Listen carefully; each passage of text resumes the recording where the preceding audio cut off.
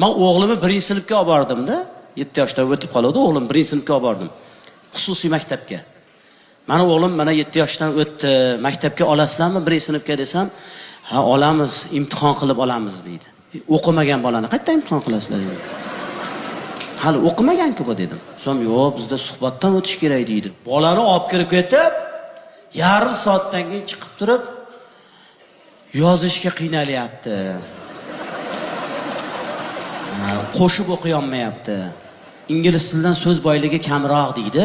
Men aytdim, men buni o'qituvchilikka olib kelganim yo'q dedim. Men buni o'qitgan olib keldim dedim. Sen yo'q deydi, biz yozishni, o'qishni biladigan bolalarni olamiz deydi. Shunaqa? Men aytdim, unga nimani o'rgatasizlar keyin dedim. Nima ishingiz bor deydi, o'zimiz bilamiz deydi. Ha, biz yozishni, o'qishni maktabda o'rganganmizmi, esinglardami? Unda tayoqcha chizganmiz, unga shapkacha chizganmiz.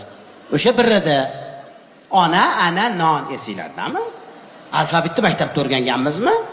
Alfabetni yodlagandan keyin hammamiz peshanamizga qog'oz yopishtirib, harf bo'lganmiz.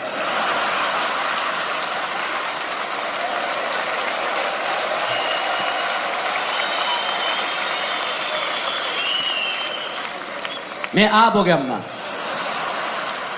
Ayiq asal yaladi, asalari taladi. 1-sinf tugadi.